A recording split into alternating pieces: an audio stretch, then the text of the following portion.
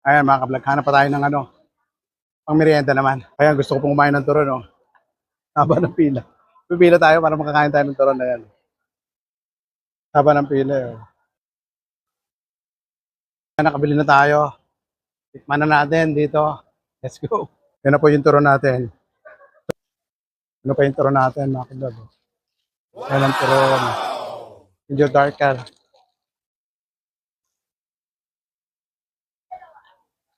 Flavor po nito, ano? Ube langka. Pero tingnan natin kung may ube sa langka sa loob. Check natin, di pa natin nahagit yung ano. Ayun, may nakikita na akong langka.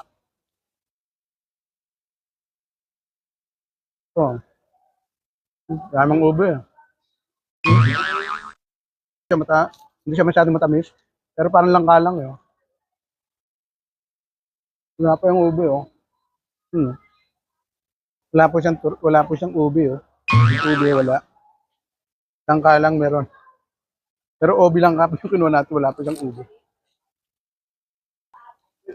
Oh, last bite. Last bite, walang ube, oh. Last bite.